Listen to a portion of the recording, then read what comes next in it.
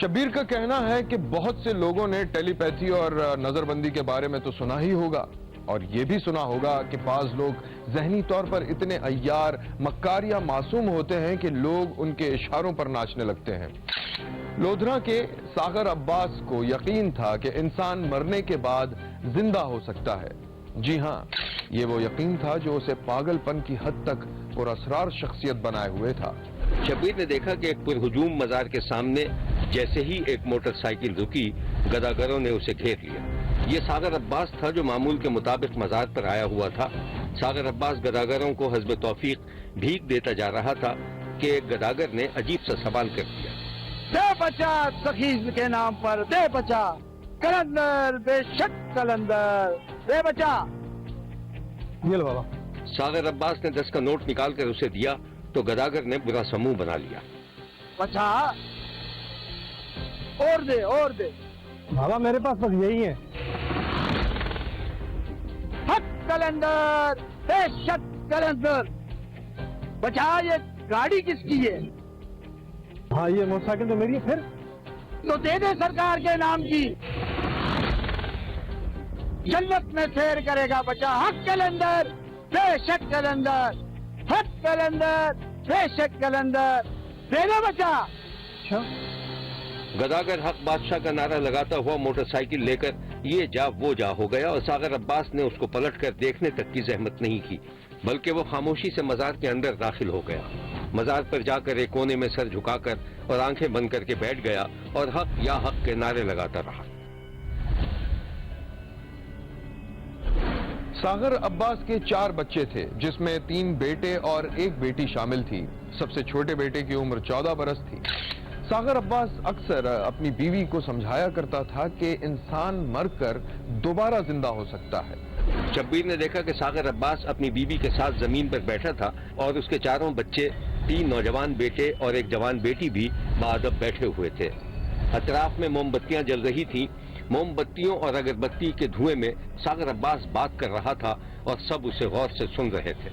لوگ جھوٹ سمجھتے ہیں، دراصل انہوں نے پڑھا ہی نہیں ہے، جبکہ سچ تو یہ کہ انسان کی نیت اور ارادے اگر سچے ہوں تو وہ مر کے دوبارہ زندہ ہو سکتا ہے۔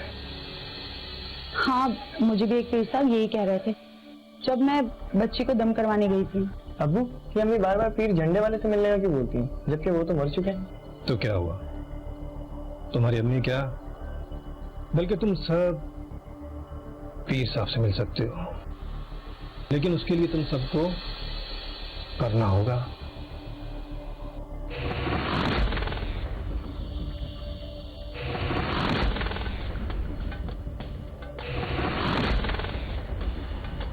ایک کام کرتے ہیں کہ کسی دن ہم سب مر جاتے ہیں، پھر جب مر کے دوبارہ زندہ ہوں گے نا تب پیر صاحب کا عرس منائیں گے، کیوں بیٹی؟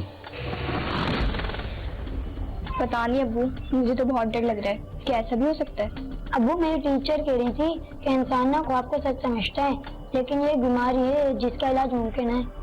سمجھیے بیگم، تمہارا بچہ اب مجھے سمجھائے گا۔ خیر میں مزار جا رہا ہوں، تم چل رہی ہو؟ نہیں ابھی آپ چلے جائیں، میں اگلی جمعرات چلوں گی۔ ٹھیک ہے۔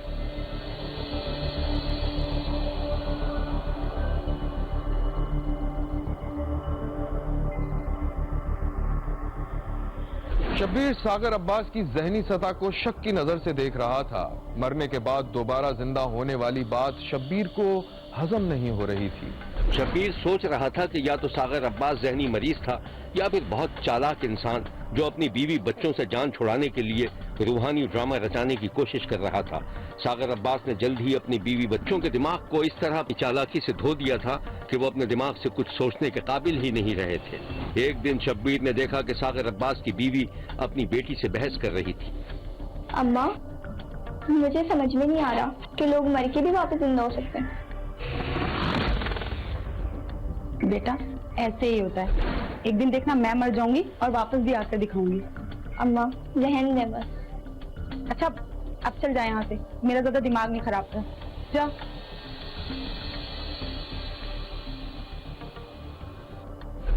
جیسے جیسے وقت گزرتا جا رہا تھا نہ صرف ساغر عباس کی بیوی بلکہ اس کے چاروں بچے بھی اس یقین میں مبتلا ہو گئے تھے کہ وہ اپنے پیارے بزرگوں سے ملنے کے لیے مر کر جا سکتے ہیں اور پھر واپس اسی دنیا میں آ سکتے ہیں۔ اس رات شبیر نے بہت عجیب و غریب اور دہشتناک منظر دیکھا تھا۔ شبیر نے دیکھا کہ ساغر عباس کی بیوی، بیٹی اور دو پیارے پیارے کم عمر نوجوان بیٹے لائن سے لیٹے ہوئے تھے، جبکہ ایک بیٹا غائب تھا اور ساغر عباس کے ہاتھ میں ایک چھوٹی سی تھیلی تھی۔ اب سب مل کے بولو، حق بادشاہ، حق بادشاہ۔ تم سب مرنے کے لیے تیار ہو نا؟ تمہیں تکلیف تو نہیں ہو رہی؟ بابا مجھے ڈر لگ رہا ہے۔ مرتے وقت رونا نہیں کرتے۔ رقیہ، تم مرنے کے لیے تیار ہو نا؟ حق بادشاہ۔ حق بادشاہ۔ پھر شبیر نے دیکھا کہ رات کے خوفناک اندھیرے میں ساغر عباس، جو ایک سایہ سا لگ رہا تھا، اپنی بیوی اور بچوں کو تھیلی سے کچھ نکال کر دے رہا تھا، جسے وہ خاموشی سے اپنے منہ میں رکھتے جا رہے تھے۔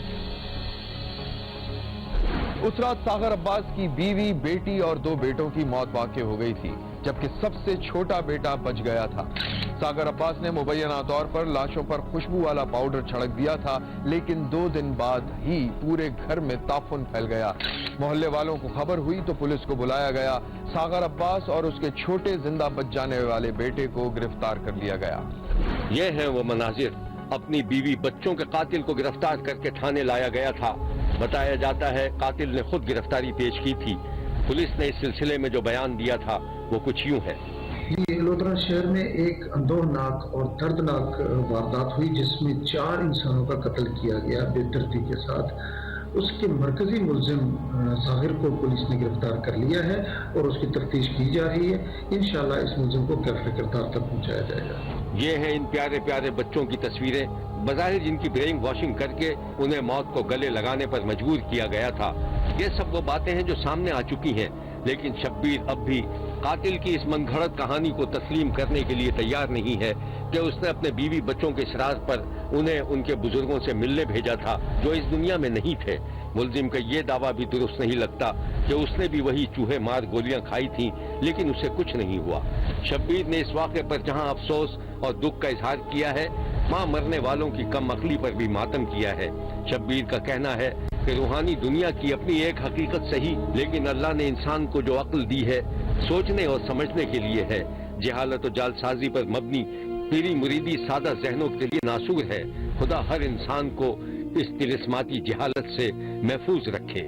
دیکھتے رہیے، کیونکہ کوئی دیکھے نہ دیکھے، شبیر تو دیکھے گا۔